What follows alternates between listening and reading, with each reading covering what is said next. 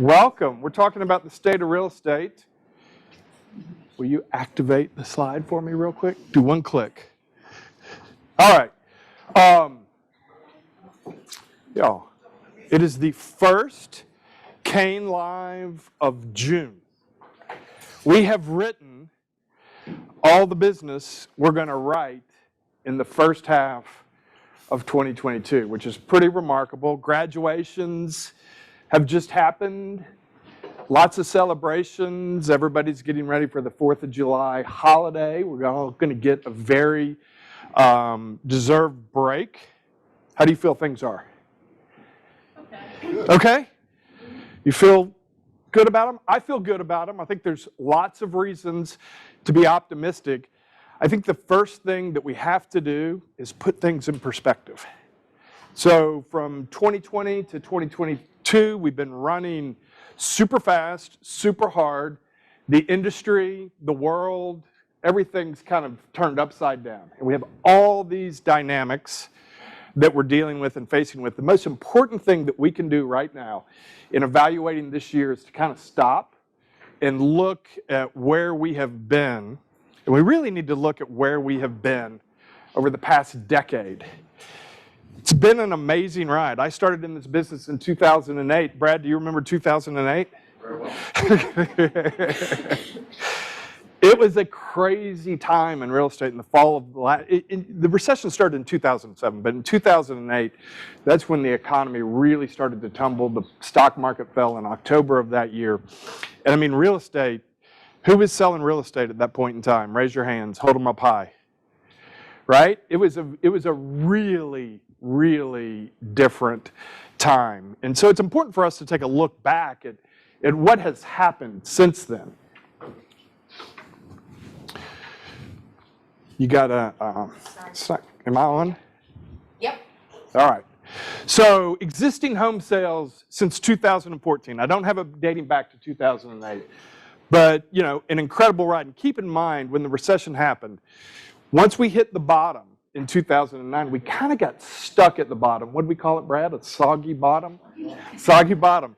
And so we just kind of toiled away for a long time. 2012, 2013, we started to climb our way out of it. So that's total number of home sales. Look at price appreciation since post-World War II era. So big boom in the economy, post-World War II, and home sales have skyrocketed, right? You see the big run up in 2006. This is the recession. Home sales really plummeted. And then look at it coming back out again, skyrocketed to where we are in 2001. So this is GGAR data, Western Upstate data, and Spartanburg Association of Realtors data. This is average sales price. We have 10 years worth of data. The average sales price in Greenville in 2012 was $176,000. Today it's $321,000.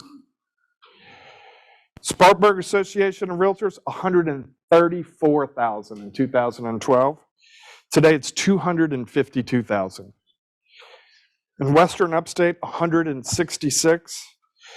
Today it's $321,000. Is that not amazing? What's happened in the upstate of South Carolina? Now there's national trends that are holding true to this, but not necessarily in all places. This is units sold. So units sold in Greenville was about 8,000. It's up over 20,000 number of home sales a year in Greenville MLS. Spartanburg was a little less than 4,000, if I recall. It's over 10,000 now. The Western Upstate data is wrong because it topped out Ginger at 5,000 plus. But we'll get that data. Again, very consistent trends across the board. Real estate and rising in the upstate. How are we doing at Caine? Y'all have seen this slide before. It's pretty remarkable. In 2010, we sold $350 million in volume. Last year, we sold $1.3 billion. So $1 billion increase for the most part. I think the most remarkable thing about this slide, and again, we see it all the time, 200 agents in 2018, 200 agents in 2020. That's actually 2021. we've grown our volume from 700 million to 1.3 billion with the same amount of agents. That's pretty remarkable. That's not just riding price appreciation, that's growing per person productivity, which again, pretty remarkable. 2018, 3.6 million per agent. Today we're at $6.3 million an agent. It's actually, I think, 6.6 year to date. That's 2021 data. So pretty remarkable. So it was a decade of unprecedented growth. Did that happen everywhere? It didn't. There are still 477 cities. This is a recent report that the Wall Street Journal commissioned. Zillow provided the data. There's 477 cities across the country that have not recovered from 2007. So the average sales price is still less than it was, and it's just now reaching the average sales price of what it was in 2007. Where are those cities? Yep. Detroit, Chicago, some of the northeastern cities, Pennsylvania, they just have never recovered. And those happen to be the states that we see a lot of inbound migration coming from, right? All right, so it's been a great ride. We've got the perspective. There's some significant headwinds facing us within the economy, particularly. That's going to impact the real estate business. Is inflation going away anytime soon? It's not. Who said yes? Jake, I hope it's going away soon. So gas is going to reach $5 a gallon this summer, the US average, and it's going to reach $6 a gallon this summer, the US average. That's essentially what they're predicting, is that that will last throughout the summer. This was the largest month or 12-month increase in the month of March, 8.5% increase since 1981, 40 years.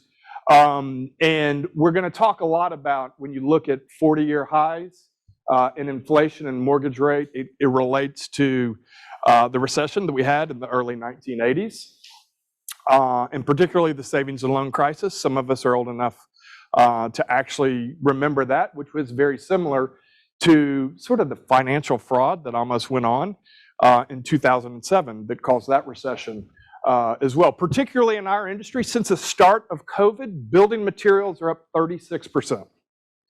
This is not going away anytime soon.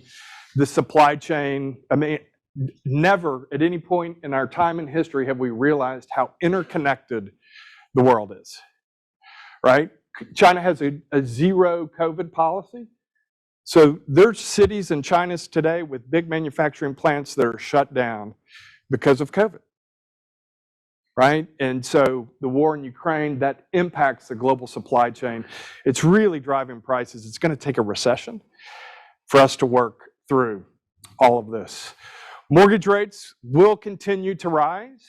The 30-year fixed has reached its highest level in 13 years. Once again, we have not seen mortgage rates this high. We're going to pull up another slide in a little bit.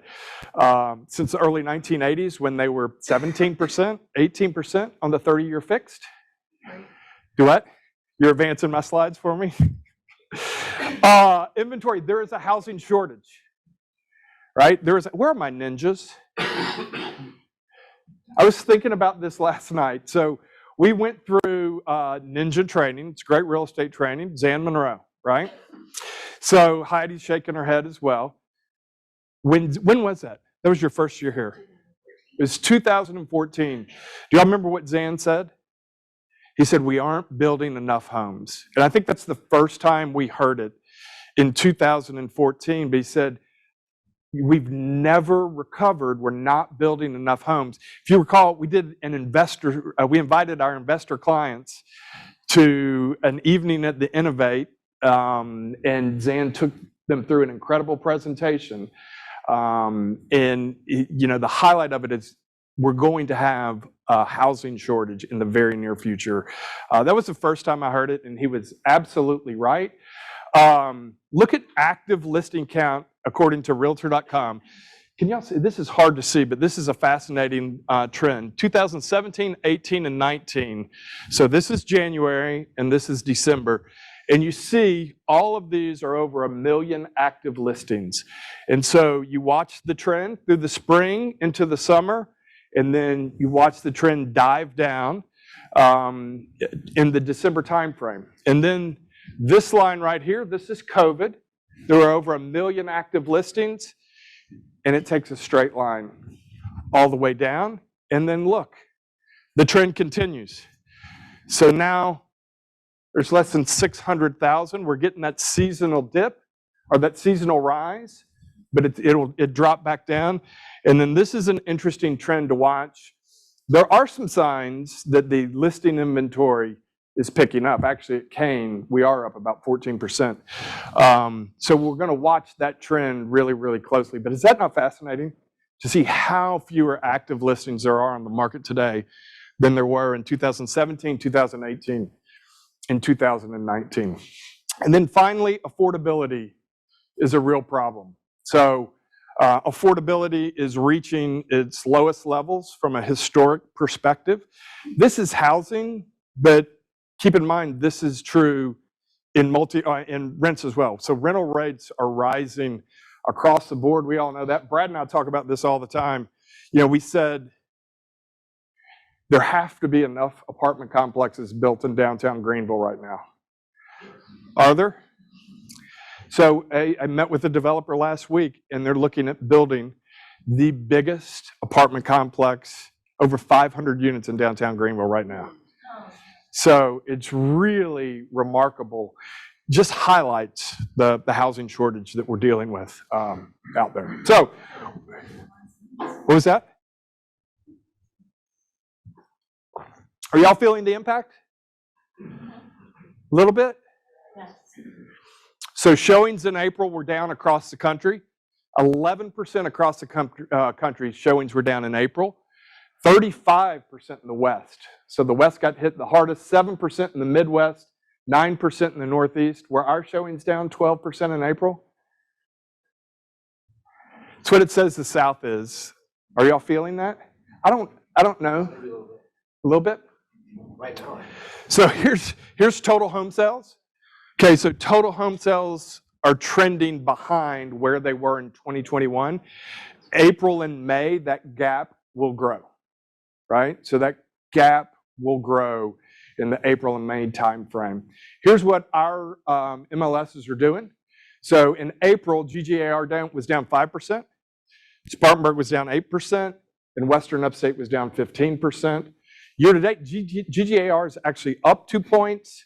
Spartanburg's down 3, Western Upstate's down 2.5. I think you'll see that gap start to grow, the down. I think these numbers are falsely inflated. Anybody know why? And this is where I get to pitch. So I think you're talking to it. I believe that each and every year, more and more listings go into multiple MLSs to serve our clients. So we're not measuring the same baseline. So if you serve with the association, it is a reminder we have to have one MLS. But I believe that all of you, to do what's right for our clients, are putting listings in multiple MLSs. And I think that impacts these numbers in the wrong direction. So they're overinflated would be my guess. Here's our performance. So I'm going to start with units. This is the most interesting trend. And by the way, again, this is through June. So this is the first half of the year. We've closed out May. We can't see those national numbers yet. And we see what's pending in June. So we know pretty well where we're going to end up in the first half of the year. In first half of the year, quarter one and quarter two, in 2019, we closed 1,612 units.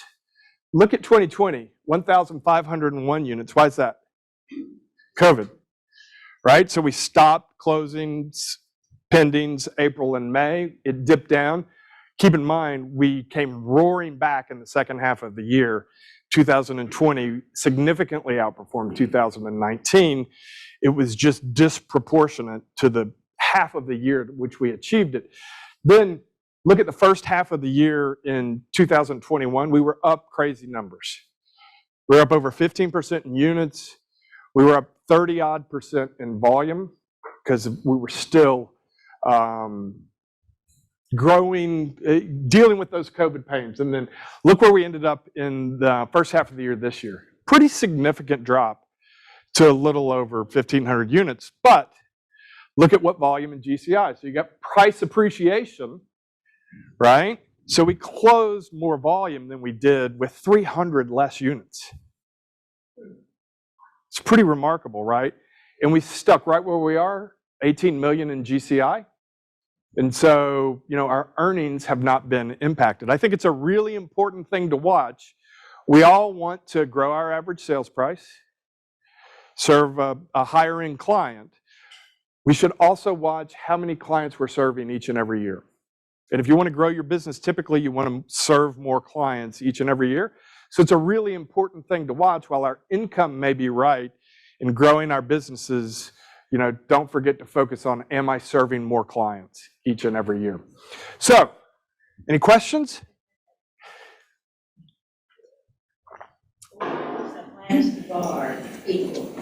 GCI, it's $18 million in 22, yeah.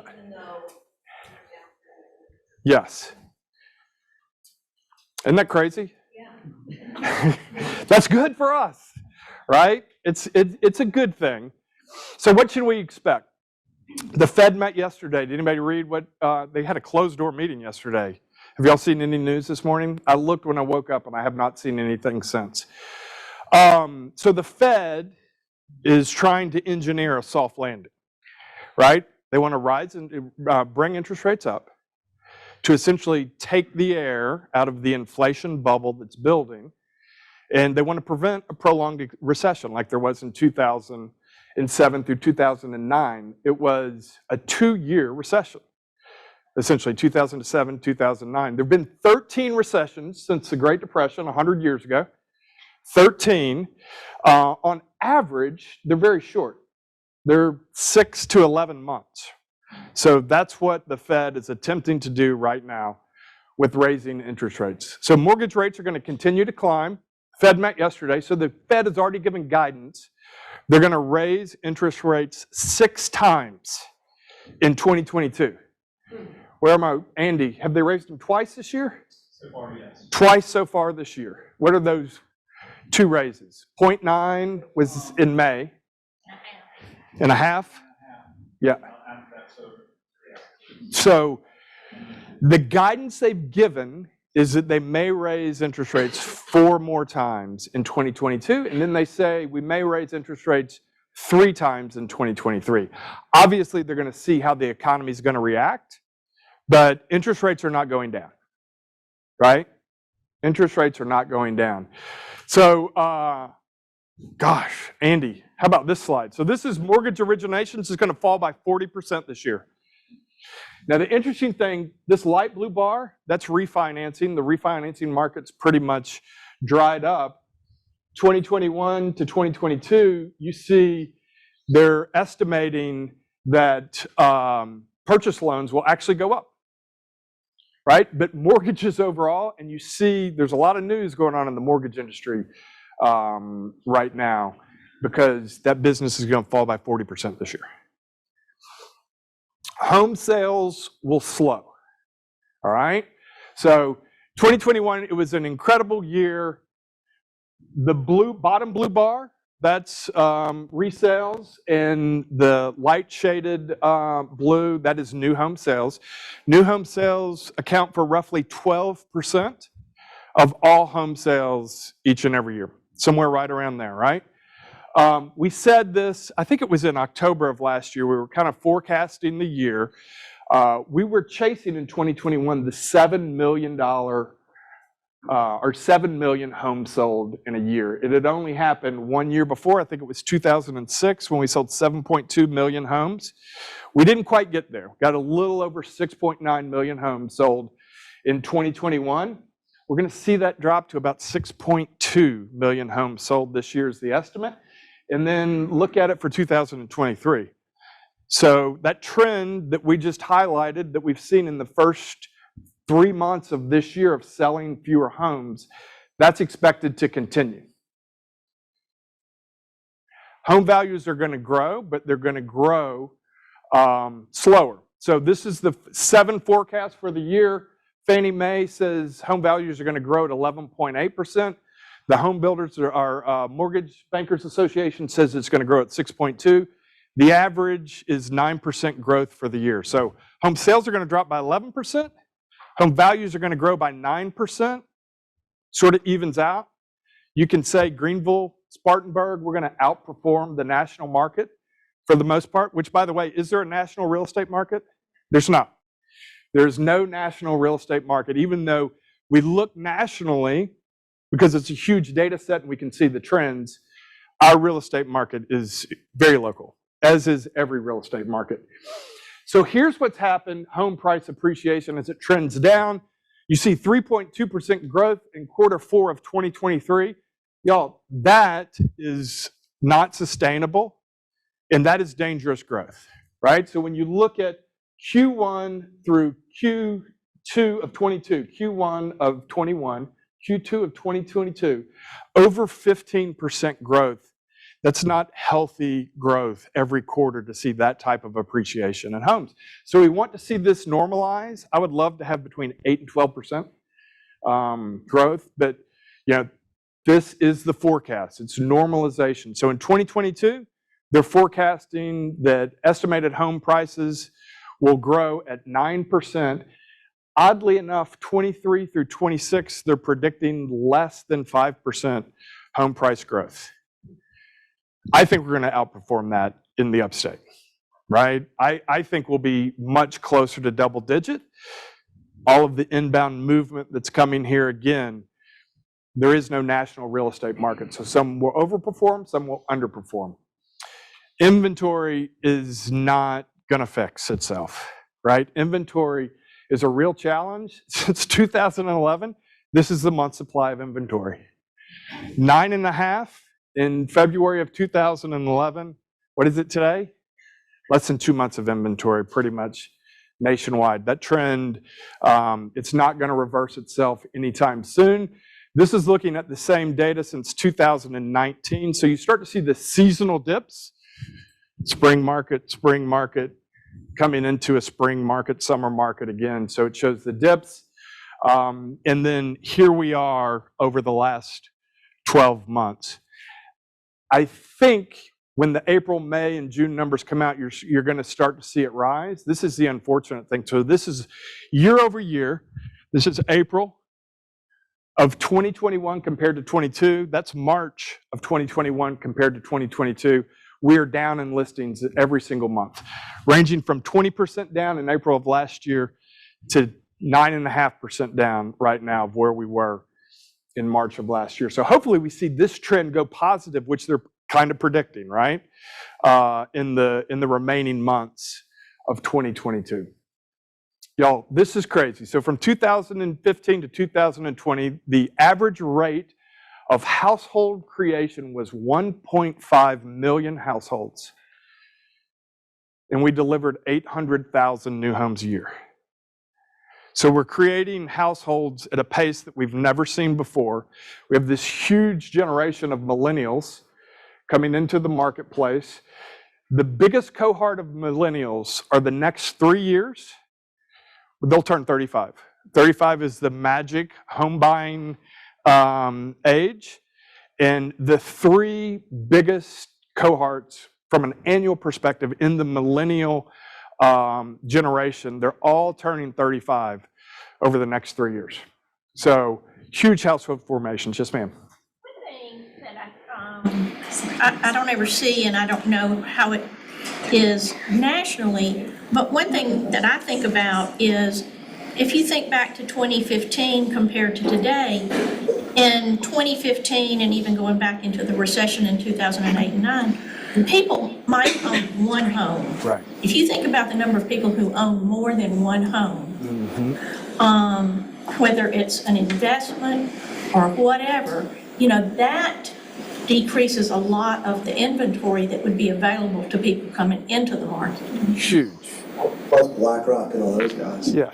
So let's talk about investors. In the fourth quarter of 2021, what percentage of single-family residences did investors buy? 19%. 19%. So when you're talking pardon me? In the fourth quarter of last year, 2021, investors purchased 19% of the homes available on the market. So, Jane, to your point, it has a huge impact on our business. And if you watch what investors are buying, so they've gobbled up all the first-time homes. Yeah. They've moved up to the middle market now. I closed a Stanley Martin townhouse the other week, and they were telling me there that some investor came and bought their whole subdivision. Yes. And It's happened 3 times in the upstate. 3 times, I think, in the past. Spartanburg twice. One of the great southern communities in Anderson. It was under contract. It's the 70 townhome community that actually fell through, so we're going to bring those to the market, but it was under contract with an investor. Will they rent those then for a higher rate, and it will try to? Yes. Yeah. And it's all due to a shortage in housing, right? So investors are moving up, though. You see them getting into that $350,000, $400,000, even $500,000 price range, and there's some data on that. It's pretty interesting. So Jane, thanks for bringing that up. Interestingly enough, if builders were to double their production of what they've done over the last 5 years to 1.6 million, it'll take 20 years to rebuild that supply. So back to what Zayn told us a long time ago, we're not building homes fast enough. Great performance from us as it relates to inventory, though. We have taken 727 listings this year. That's an increase of 16%, right, year over year. And our volume, 300 million in listings have been taken this year. And again, we're just halfway through the year. That's an increase of 44%. Fantastic work. All right. And affordability is a real problem, right? We've talked about this. So this is a $300,000 home, right? If you were to get the typical mortgage on a $300,000 home, in January of 2021, at 2.7%, your payment was $1,221. So you can see how we're riding interest rates. We go up to 3% in October, $1,276, right? A very modest increase. October of 22, if rates hit 5.5%, $1,703 for that same $300,000 home. That's a 40% increase, right? That's far outpacing inflation at 8.5%. So that has real impact on home buyers. And this is crazy. So National Home Builders Association just released this study. It shows 87.5 million households, or roughly 69% of US households, can't afford a new medium-priced home. That's actually a pretty scary statistic when you think about it. But you see the movement in mortgage rates on this slide, and you start to understand that the average medium-priced home is between $300,000 and $350,000 nationwide. So why are we so optimistic?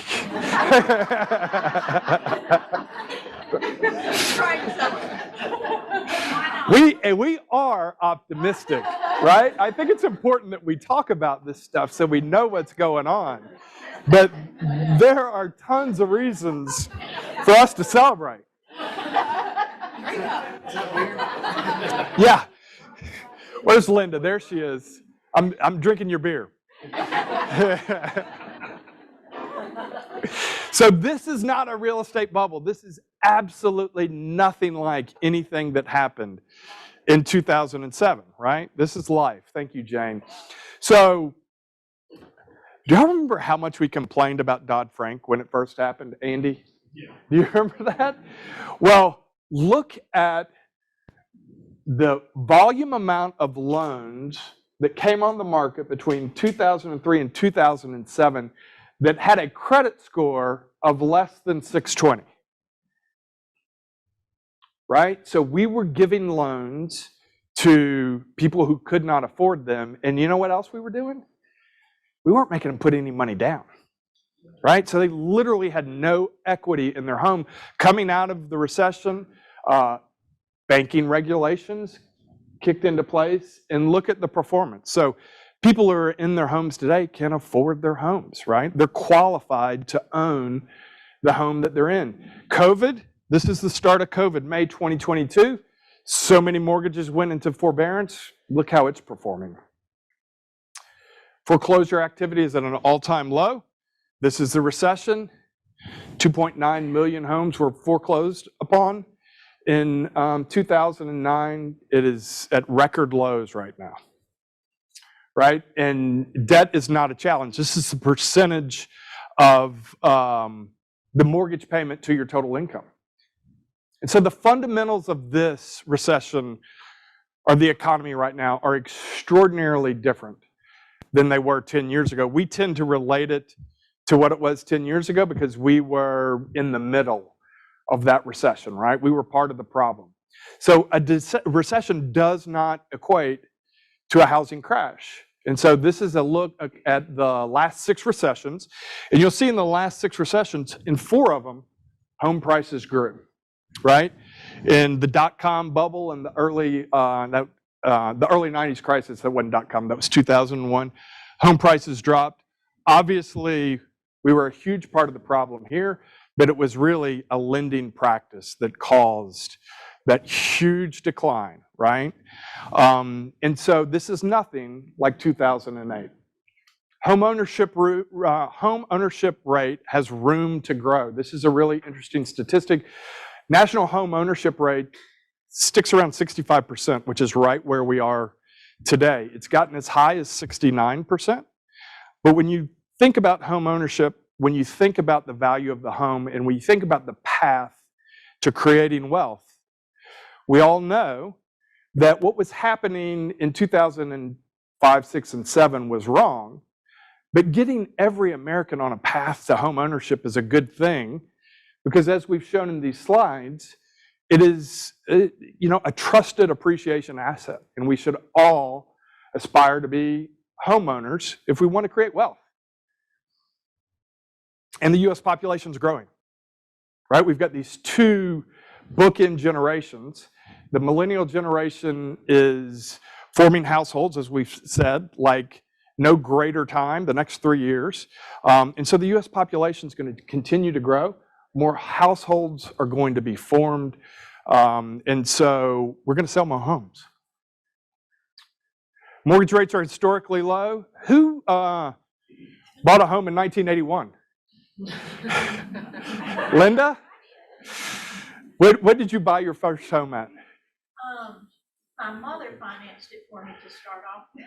I paid $40,000 for it. You paid $40,000 for it. Do you remember what your interest rate was? I think at that time, it was around, I think rates were around 12. 12. Yeah. I bought my first home in 1999. It was 7.9%. I thought that was fantastic. For those of you who are new to the business, the rates we've experienced for the last decade are, almost artificially low, right? It's very, very cheap money. So when you're talking about a 5% 30-year fixed mortgage rate today, historically speaking, it's still it's cheap money. It's cheap money. We live in the upstate of South Carolina. Y'all. So we've lost the numbers on here, but the fastest growing cities in the US, Myrtle Beach was actually number 1. Spartanburg was number 11. Raleigh, Durham is in the top 20. Charleston is there. Charlotte is there. The Carolinas are absolutely on fire. And then the most moved to cities in the United States, Greenville, South Carolina was number 20. Myrtle Beach is up there. I know, isn't that funny? The Villages in Florida. So, as we see, so we've gone from the Great Recession to the Great Resignation, And now we're entering the Great Migration, right? People are moving, and they're moving to the Carolinas, right? They're moving to the upstate. They're leaving, as we said earlier, Rust Belt's Northeast, very, very expensive cities, and moving to the Sun Belt. Right? And that is a trend that we're going to continue to see happen year after year after year. And America loves real estate. These are some real fun things. For 9 years in a row, Americans have said that the best long-term investment is real estate, over stocks, over gold, over savings account. I love this. 82% of unmarried Americans said they'd rather invest in a home than pay for an expensive wedding. It's about time. Right? I hope are there any fathers of the bride in the room? Anybody having a wedding anytime soon? Over 3/4 of Americans say they would rather spend money in investing in their home than take an expensive vacation. And students with student loans graduating from college say it's more important to buy a home than it is to service student debt. So that's interesting. Well, fair enough. And then obviously you guys are awesome, right? That's the number one reason to be optimistic. So here's that same slide we showed, right? That shows our units down in the first half of the year compared to last year. Shows our volume consistent, and it shows our GCI consistent. But let's look at it from a historical perspective. I mean, we're performing pretty darn well with where we did in 2019 and 2020 from a units perspective, and your earnings are way up. So I know we're maybe feeling some of this, we're reading the headlines, but you know, the performance is extraordinarily positive. 80%, this is GCI, right? This is the money you take home. 80% of our agents in the top 10 are up. 90% of our agents in the top 50 are up GCI. 79% of the top 100 agents are up year to date in GCI, and 59% of all agents are up. So fantastic job. You should be proud of yourselves. Congratulations. And we are the most productive real estate agents of any Coldwell banker in the country. I know this is hard to read, but we closed 18.6 units per agent in 2021, slightly ahead of Coeur d'Alene, Idaho, which is a resort market, a great company, by the way, Coldwell Banker Schneidmiller, who closed 17.4 units per agent. So that is the state of real estate. What questions do y'all have? Pretty comprehensive. Thank you. It's fascinating. And again, I think we just have to give some perspective, right? This real estate market, while we've got some headwinds, we're going to perform just fine for the rest of the year and for years to come. We need to control the narrative instead of letting our clients That's right. watch the news. We need to be sharing what's going on with That's exactly right. national news. All this data is available. We have all the links to read all these articles. You don't want to read everything that I read over the weekend. It's exhausting. But there's lots of reasons to celebrate. Anything else? I think it's important to let people know that it might be getting a little friendlier as a buyer, but also it's gonna stay a seller's market. Great point. Sky's not falling, it's still gonna be a seller's market. So to Thomas's point, and there's a clip with Ryan Gorman on CNBC that will float. Remind me to send that out after the meeting. Average days on market last month was 17 days. I think it's 70 some odd percent of all homes sold within the first 30 days they went on the market. So we all know, you guys, raise your hand if you have multiple buyer clients. Right? A lot of people have multiple buyer clients. To Thomas's point, Right. product's going to come on the market and it's going to sell. Right? So there's no doubt that everything we just highlighted is true, and we will see some of these dips as we move forward. But demand is going to remain extraordinarily strong. Anything else? I did kind of want to touch Yes. affordability issues that you were talking about when it comes to insurance. Some things that I've seen that I've never seen before, that you might want to talk to your clients about that are looking at homes, particularly in the Simpsonville area, the ones that have a lot of square footage that are maybe in the $500,000, $600,000 range. So insurance companies calculate a replacement cost estimate. It's completely different than your purchase price. It's completely different than the appraisal price. It's just the sticks and bricks, what it costs to rebuild that house if you were gonna have a total loss. Well, I've had a few clients, more than a few, and this is the first time I've ever seen this. The inspectors for the insurance company will come out and take a look at the house once the insurance policy is in effect. And they'll look at the square footage and they'll look at the way that the house is built. And I might have it written for a $600,000 replacement cost estimate, but they'll decide because of the way that building prices or building costs are going, labor and all that. Now it's $1.7 million, they think, is the replacement cost estimate, and their premium goes up $400, $500, $600 a year. So it's just a good thing to talk to your clients about when you're seeing these large square footage houses. It used to be the rule of thumb would be $100 a square foot and you're good. That's absolutely not the case anymore. So have them think about or start shopping for insurance very quickly after going under contract, just because that can have a big sticker shock now anyways, because insurance rates are rising as well. But I just wanted to give you guys, I've not ever seen that, and it's starting to happen more, and it's happening after the contract closes. So it might be 3 months afterwards, your clients are calling and be like, I don't understand where this insurance thing is coming from. All of a sudden, my rate's gone up $500, $600 a year. They're saying it's gonna be $1 million for me to rebuild my house. That's crazy. That's just is what's going on right now. So if you have questions, I've seen the reverse as well. yeah. So I'm going to repeat Betsy's comment for the folks online.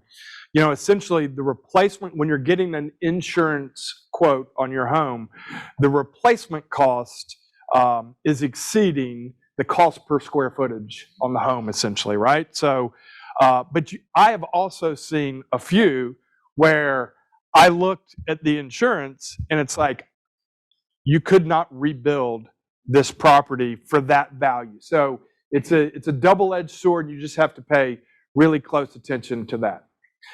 All right, y'all, did y'all see Mark Spain come into the market over the weekend? Yeah. So we told you guys about a month ago that Mark Spain was opening in the Greenville market. Who is he? So Mark Spain started as a Keller Williams team in Atlanta. He grew the business to be the largest team in the country. He left Keller Williams, I think it was in 2015, went out on his own. This group functions as a team. They sell between $3 and $4 billion a year in real estate.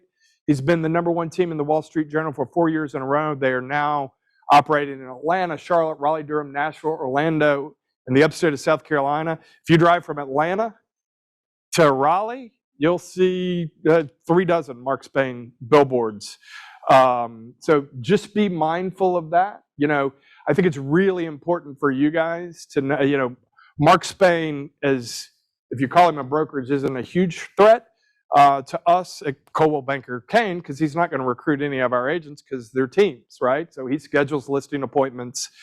It's that whole model. If you wanted to be on a big sort of mega team, splits are like 50-50. However, you know, he's going to speak to the hearts and minds of the consumers. He does not live in Greenville, but his face is going to be plastered on every billboard in town. So they'll come in with a long presence. Donald says they're on the radio as well. That's what Ginger said. So know that they're here, know that they operate, and know that guaranteed cash offer for your home. Do you have a guaranteed cash offer for your home?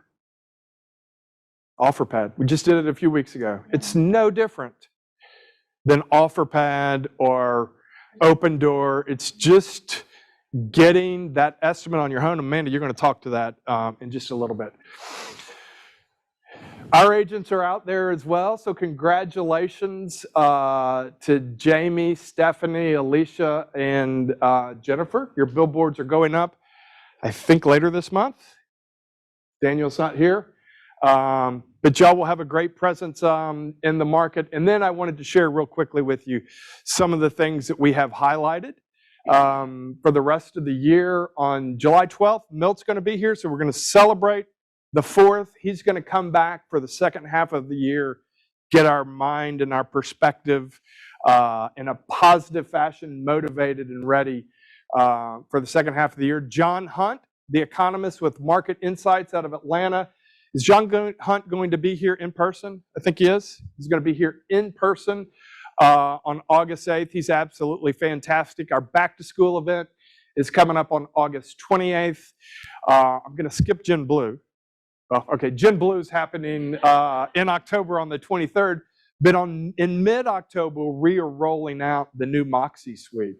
So our website will migrate from Zap to Moxie, as will your CRM will migrate from Zap to Moxie, and all new agent websites will be rolled out. If you're using Moxie Presents today, it's a great tool. And so now your website, your CRM, all of that's going to be integrated. Marketing is starting to launch next month, so get ready for that. Then we'll do Gin Blue in the third week of October, and finally we have our holiday party coming up on December the 8th. And the turkey fry in between. And maybe we can do the world's smallest office party this year. What do you say? Ribbon is coming. Ribbon is coming here. So remember, we talked about iBuyers with OfferPad. Then we talked about the feedback we got from Inman where power buyers are all the rage. This is the ability to make your client a cash client, right? So Ribbon is going to be here with us live on June the 21st. So 2 weeks, Caine Live, be here, and you'll hear from Ribbon. They're fantastic. And Amanda. Yes. Good morning. Lots of great information. So in next week's Caine Live, we are going to take all this information and really talk about it as it relates to your specific business. And one of those components is really units, right? Stephen talked a little bit about how sort of volume is sort of inflating, sort of what is coming down the path, so to speak. So OfferPad, the point of us having somebody from OfferPad here was to help you have another tool in your toolbox so that when you're on a listing opportunity, and it might not be one where the traditional, situation applies, meaning they want to net the most money, you have a resource available to them so they're not going to Mark Spain or one of those other models. So I just wanted to quickly reiterate some of the stuff that our friend Kim went through when she was here, because I do think it was at times clear as mud. So I just wanted to do a simple little recap of it so that we can just make sure everybody understands. So you would get paid a 3% commission, which they call a referral fee. That was the first thing that was super confusing, right? It is a commission, even though they call it a referral fee. And it's that situation where you go on a listing presentation, they're not concerned about netting as much. They have other priorities or concerns, and we're going to talk about those. So this is for people who don't want to deal with a lot of showings or open houses, or they don't want to, maybe they're concerned about closing on time, or maybe they need extended closing date. This is the situation where it may make sense to just get a quote from OfferPad to see what they would bring your seller in terms of an offer. So the question was, do they go out to the house? They do it all online. They will assess it. They have a team of appraisers and they assess it remotely. When you upload and ask for the quote, you have to upload pictures as part of that process, okay? So this is a service to your seller, not to be confused when you see OfferPad in MLS with listings, this is for your seller, okay? What they're gonna do is close on the house, make some cosmetic updates and some repairs, and put it back on the market for more money, okay?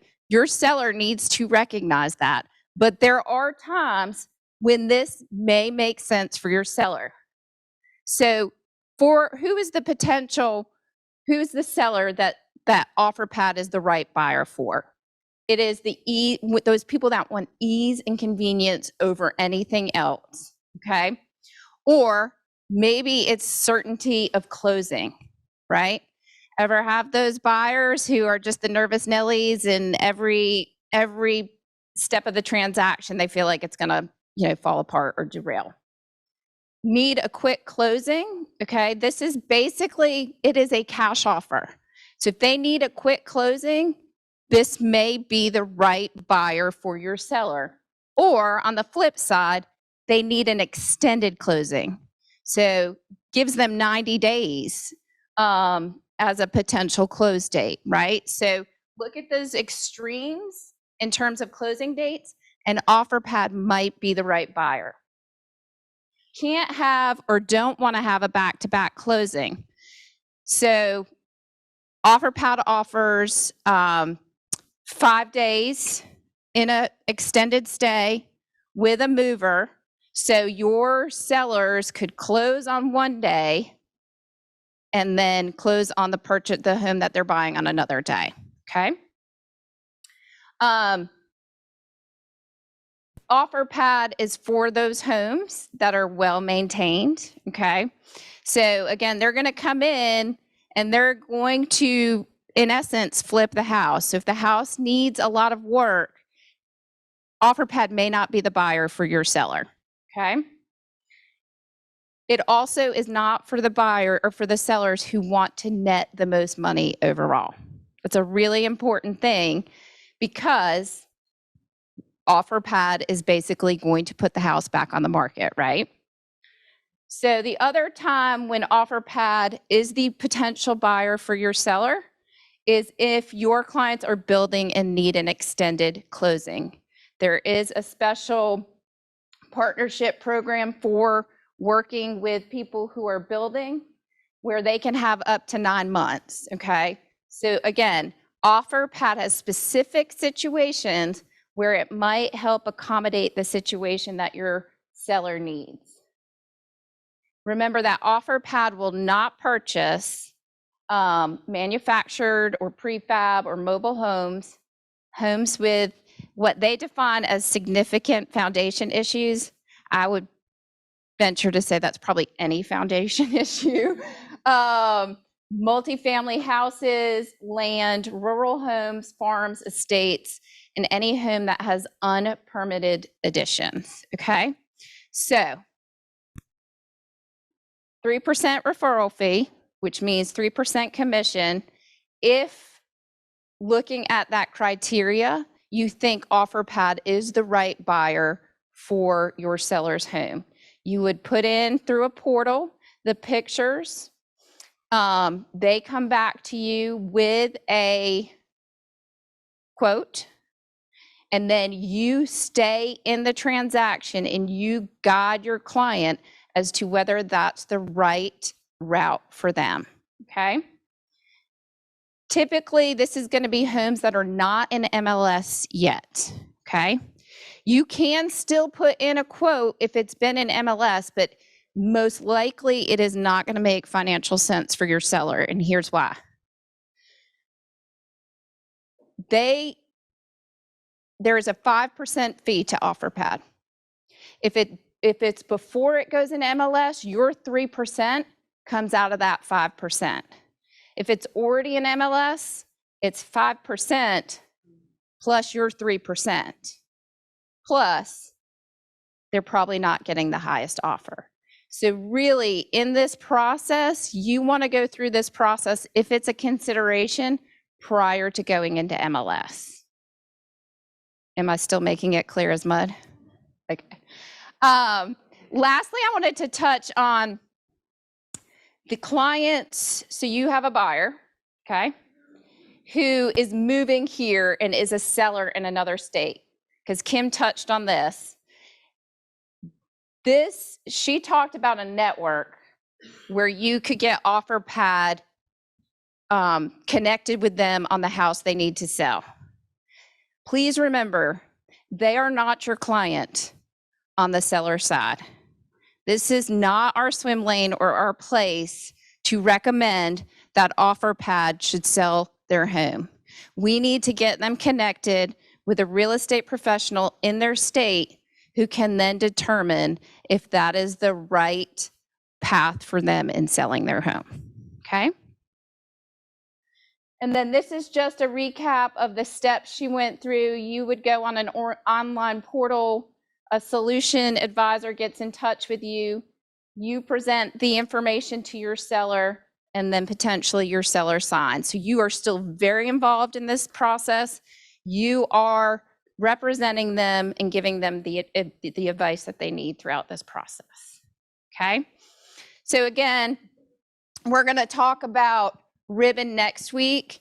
The week of the 21st. Next week, we're gonna talk about your business and really, how to capture those opportunities so you're not losing them, so that you can have the units you need to be able to continue to increase your business. Yes, ma'am. This OfferPad. Yes. So the question was, how long does OfferPad close the transaction? They will do what they really gear towards the seller. So it can be within, I think, 15 days or less, but they will go up to 9 months, depending on whether it's a new build. Typically, if it's a resale, they will extend out to 90 days if that's what the seller wants. And really, that's one of the perks to OfferPad is it's not netting the most, but it's accommodating the seller on specific needs. Great question. Other questions? Do you happen to know what the difference is on average between OfferPad and if they used an agent with the conventional route? Like, do you know that spread? That's a great question. The question was whether there's a spread in between, what we as traditional agents would sell the home for versus OfferPad. There's no data specific to that yet because it's really very new to our marketplace. It's 10% spread. Because I think a lot of sellers would ask that. Yeah. So There is some data. Stephen, just for Spartanburg's knowledge, Stephen indicates, because he's done a lot of research over the weekend. I read a lot of it. 10% roughly, it's double digits, but that's something we'll continue to monitor as we see more and more of this in the marketplace. Understand that y'all have had an opportunity where this has been presented to you before any other firm in the upstate as a tool for you to use for your sellers. So the Cole Baker firm in Las Vegas brought this to us. Las Vegas and Phoenix are kind of ground zero where iBuyers started because it's easiest to assess the homes online because they're all cookie cutter homes for the most part that were built in the 70s, 80s, and 90s. So it's very easy to get an estimate on it. The two situations where the client, the agent brought in an iBuyer the most, the first one is when they couldn't talk their client out of an iBuyer solution.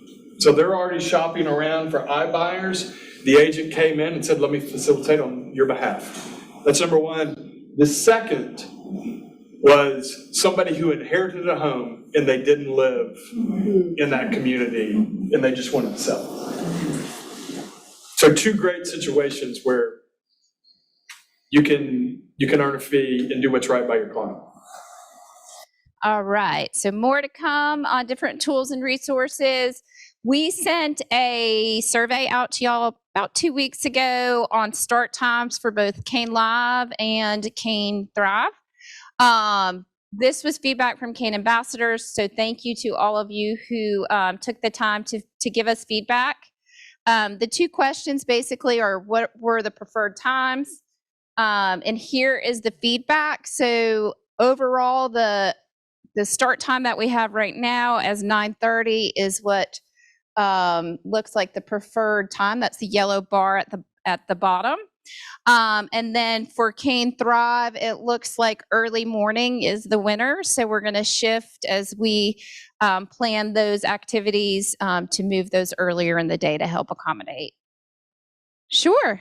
See the text, so please, if you haven't responded, this is a small sample, so we really don't have much feedback to change anything. Please respond, we just sent the text again, and if you fill it out, you'll be entered to win a prize. So for Spartanburg, I think a text went out with the survey. So if you didn't respond, you have a second opportunity, and it sounds like there's prizes. All right, and congratulations to Caroline Schroeder, who was recognized yesterday at the GADC annual meeting. She received the Chairman's Award, which is quite an honor. She has been ferociously dedicated to that organization and has spent a tremendous number of hours volunteering and helping to make Greenville and the upstate the choice of companies and individuals considering our area. And so she was recognized yesterday. And y'all, she's just amazing. She had hip surgery last week, and she rolled up on stage like you couldn't even tell. She, yes. So Governor McMaster there at the bottom, if you didn't see that. So it was a great day. it was a great day. So if you see her, please tell her congratulations and welcome. We have two new additions to the Caine family, Randy Ogle, who's property management maintenance tech, and Alyssa Chapman, who I believe is here. Is she here? She's right there, and she has joined us as an experience manager. So as we wrap up, please help her to feel the Caine love. And then this afternoon, we have a Caine Thrive event. This was before we had the feedback on times. But this is it's just off of Pelham Road. It's 20 minutes of cycling, training, and yoga. So it's not too late if you want to join us. And then on Thursday from 12 to 3:30, we have the Habitat Build. If you have not signed up, there is still space. This is an amazing opportunity. I don't know if you've ever done this. You are handier than you think, is my personal experience. So please join us for that. And then we have a couple training classes. We have Moxie Present on June 13th in Spartanburg at 11, and then here at William Street on June 14th at 11. If you have not checked out that tool, please do so. It has some amazing capabilities, and it really, truly is the best presentation piece we've had really in our tenure. So, and then this is a new class. As Stephen kind of talked about, people are going into multiple MLSs now. And Matrix is very, very different than Paragon. It is not intuitive at all. And so we've had a lot of questions come into the broker team, to the experience managers on Matrix. So we wanted to put a class together. If you are a member of Western Upstate MLS and have access to Matrix, please join us so we can help you really get a little bit more comfortable with that tool. And then, Ginger, do you want to talk about Broad Talk Commons?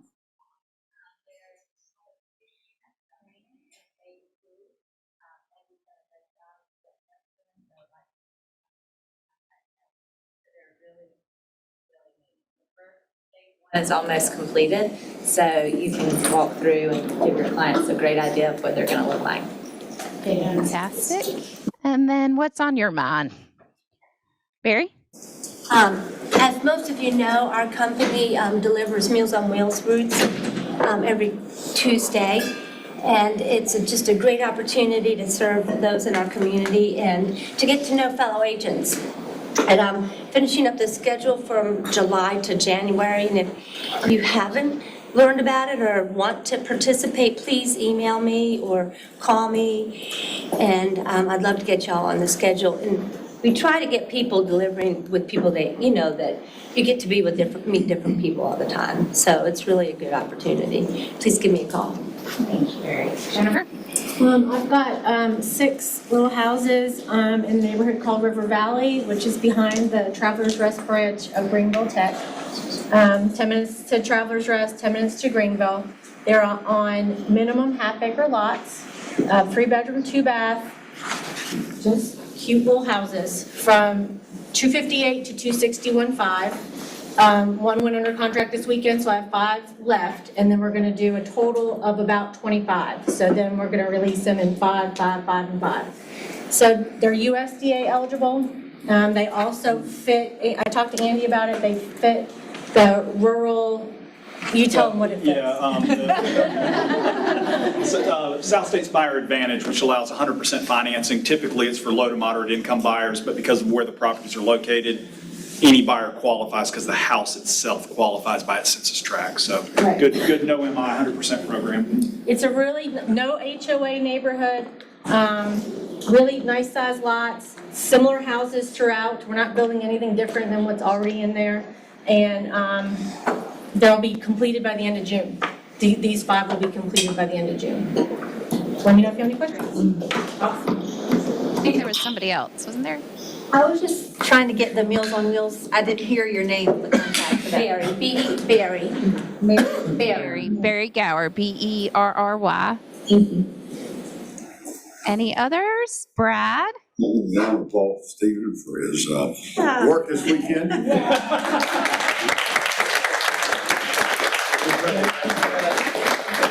It was fun. I don't deserve a round of applause. And I don't think I presented anything that y'all don't know. But I just think it's important to keep it in perspective, right? We're all seeing and experiencing the same things. Guess what? I didn't make the presentation. He's turning into a Brad. The Great Resignation. Oh, Barry.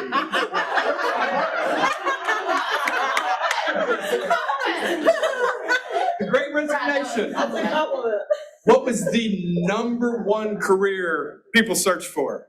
Real Real estate agent. We'll end on that, y'all.